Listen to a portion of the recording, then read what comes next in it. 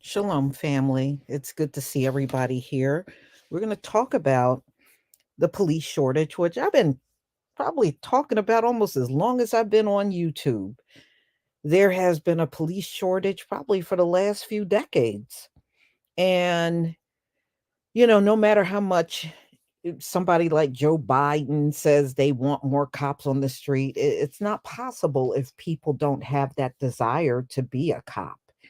And that seems to be the case. And this is America's fault for making policing look so terrible. And it does, It's just like the chief of police from New Jersey that I showed you showing up on the scene drunk, and he has a history of being drunk. People are sick of that. People are sick of your cops that are supposed to be upholding the law, and some of them are the biggest offenders that you got on the street. And you can't say to us in one instance the cop can get away with everything, and then in another instance you want to grab everybody up, or you want to go overboard grabbing and over policing the black community, and then come to find out you're putting a big portion of the people in there for no reason and no crime was committed. So until you fix those things, your law enforcement, your judges, all corrupt, and until you can fix that, you're going to always have this police shortage because it's too much wickedness in policing in America. And whenever is something is just way too wicked, you're never going to fulfill the need that you're looking for. You're going to always be dealing with a shortage. The Most High is not going to let you fulfill these positions because there's no righteousness in it. So let's get to this story. So it came out this week, last week now. This is Sunday. And Louisiana is having such a police shortage problem, the governor had to call a state of emergency. And when you hear why, you would understand. Apparently, they are down 1,800 deputies statewide. And because of that, the police response in Louisiana is slow, and it is causing problems within the state. So that's why he declared this state of emergency. And he's far from the only governor dealing with this problem. This is very much a United States problem. So let's get into it, y'all. Let's get into it. So, Governor Jeff Landry has declared a state of emergency due to a police officer shortage in the state. Louisiana's sheriff's offices are down approximately 1,800 deputies statewide. According to Louisiana Sheriff's Association, employment is at a record low, and police response times have slowed as a result.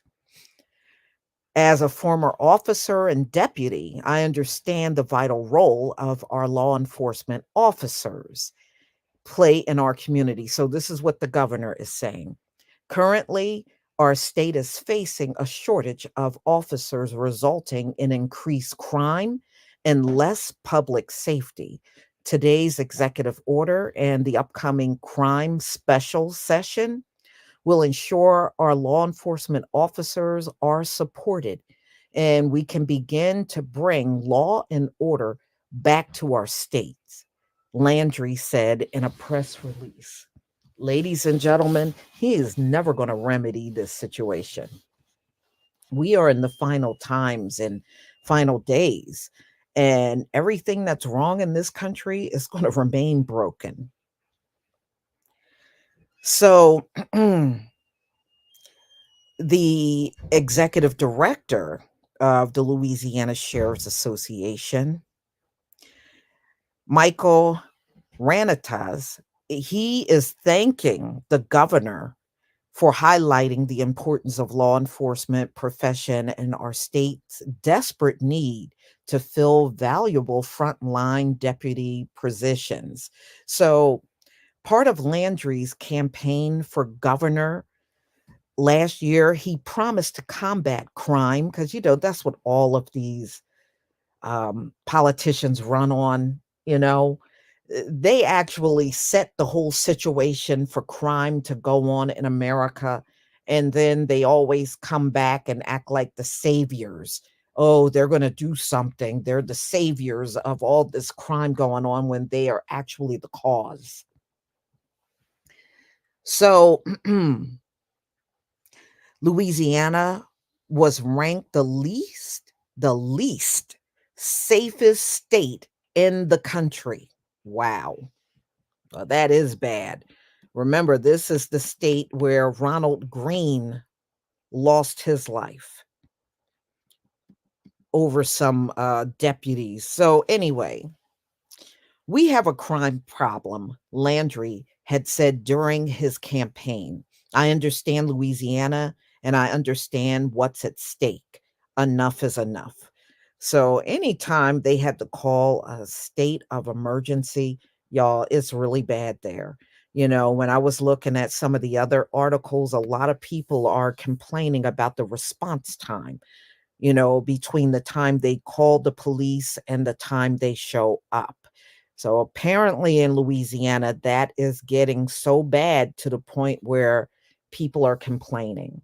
And that is a dangerous thing, because of the nature of crime. If somebody is threatening another person with a gun and the cops can't get there until an hour or two later or even longer, yeah, well, that's a problem. But you look at it this way, it's probably saving lives in the Black community, being that they're not showing up right away. It's probably saving lives because you know how they'll show up on the scene and just shoot on the spot, and don't even take the time to find out what's going on. Oh, it's bad in many states. That's one thing. The police shortage is nationwide. It's nationwide. So it's bad all over, but it's just gotten to the point in Louisiana where the governor had to get involved.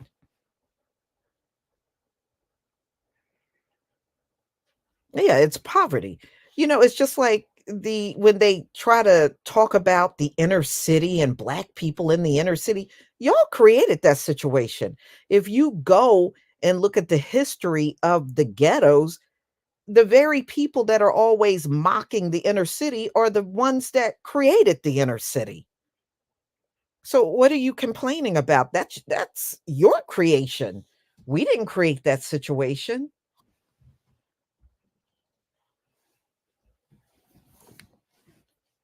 But see, it's time for policing to come to an end because of where it came from. It came out of chattel slavery.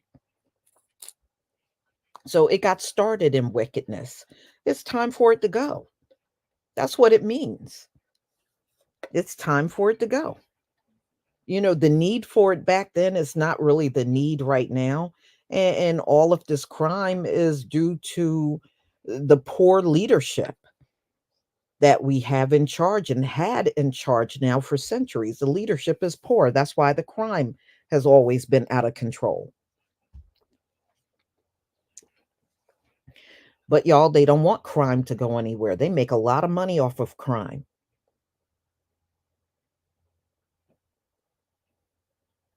They don't want that to go anywhere. They talk all that crap, but they don't want crime to go anywhere.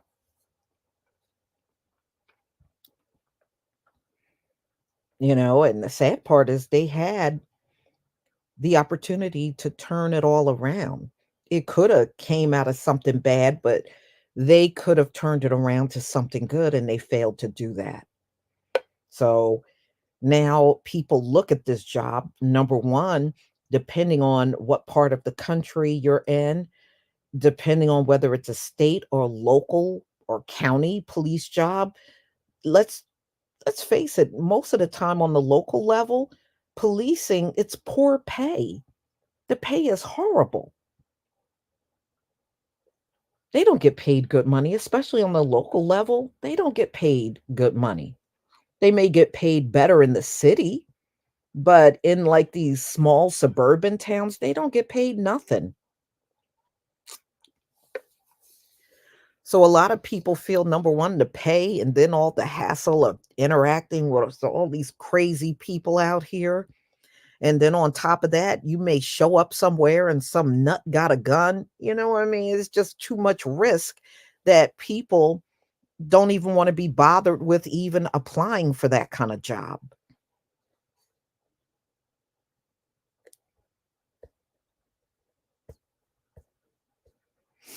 I heard about that, oh, they were going to make the Ukrainians police officers or these migrants. I think that would be a disaster. And the reason why I'm saying this is look at the conduct of the migrants that are here. Do you know how over the top they're going to go if they got a gun and a badge and a taser? You better be careful that they don't turn on other cops within the department. It's not them coming after us, it's them going after other cops internally. Look, they are already trying to fight on cops out here in the streets. You think if they work side by side with the cops, those fights are going to end? No, they're going to keep them fights up. I'm just telling you, it's not going to turn out the way you think. Making these migrants that are already out of control police officers, that's just going to create a bigger headache internally for the police. Why don't we ask those two officers that were kicked around on the ground if they want them same migrants on the police force? I bet I know what that answer is. Look, they brought these migrants in here over us, and look at how it has not turned out the way they thought. Look, I talked about the migrants mainly in New York. That's only because I'm by New York, and it's easy to get the news out of there because I'm right by the state of New York. And they're now finally coming around to it. Before, they kept saying, "Oh no, the crime is about the same. It has not gone up." Now they're starting to admit the crime is going up a lot because of the migrants that are there. They're finally admitting it. And just think, if those migrants become police officers, do you think they're going to really go above and beyond to apprehend their own people? I bet every dime in my wallet, they'll probably won't apprehend their own people at all. When they arrive on the scene, they'll probably just let everybody go.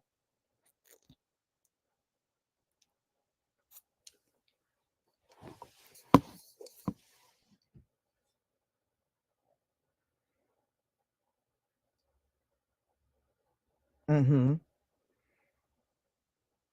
Yeah, well, I mean, everybody looks at us. It doesn't matter what, dark skinned brother, it don't matter what cop it is, they be staring us at. Even the other black cops do. They got them all trained to come after us. But it's just not going to turn out that way. I think if they bring many of these migrants into policing, and plus, remember, Venezuela emptied out their jails. So, what are you really putting on the police force?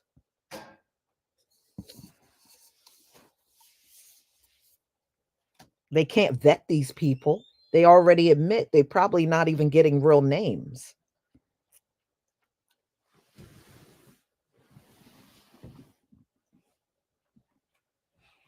All right, they're already admitting they can't vet them.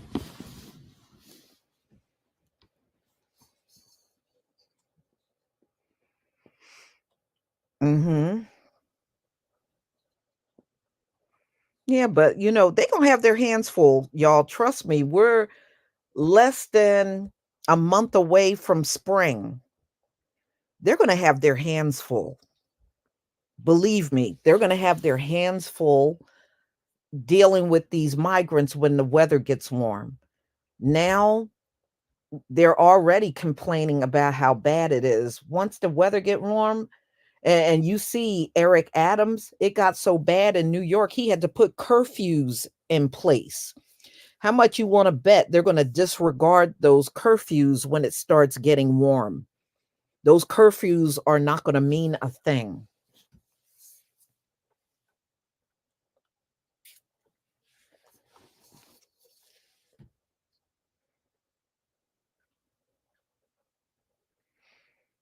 And that's why in one of the articles I did, they said wait until, because they got a hold of mopeds, they got a hold of getting cars illegally, no tags, no registration.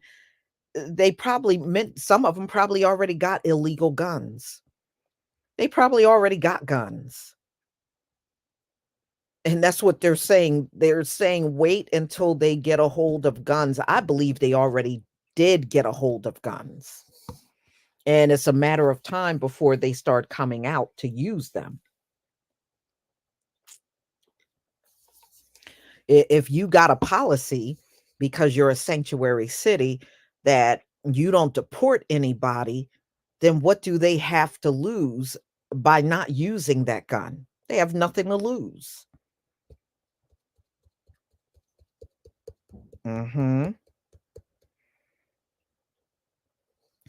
So y'all just be safe, and if you have to be in the city, be careful, just be aware of your surroundings. If you don't have to be in the city by yourself, then try to go with other people. And especially if you're a woman, because they said in New York, and it's probably in Chicago and other places too, those migrants mainly look for women that are on the streets alone. So just be careful. And if you have to be on the streets alone, um, just make sure, you got your phone readily available if you got to call for help. But hopefully you won't be in that situation at all. I certainly pray you're not. I don't have to really go to the city like I used to. When I was working, I would have to go to the city because every now and then I would have to go to a different location for meetings. And a couple of times I had to go to New York for meetings, over in Philly for meetings. I did training down in Baltimore, so I moved around a lot more. Now I don't have to really do it as much, but I still got family in the cities, you know? So just be careful. Just be careful and try not to use your phone out in the open because they said that's the biggest thing they're after. They want to use your phone. They're trying to get to your Apple Pay and max out your credit card or your debit card that you have on there. So just be careful, y'all. So I'm going to go ahead and conclude the live stream. Thank you all for being here. Thank you all for your support. Not only when you give donations, but also when you give me cash apps and PayPal. I do thank you. Let me see. I do see some things here. Lonzo Thompson, thank you for becoming a new member. J.K. Bush, thank you. You're also a new member. Loveline Turner, thank you for the super sticker. Rare Pearl Collection LLC 111, thank you for becoming a new member. Lamont J. Williams, thank you for becoming a new member. And Cybill, thank you so much for becoming a new member. I do appreciate your support. And everyone, please enjoy the rest of your day. Stay safe until we come together the next time. Shalom, family.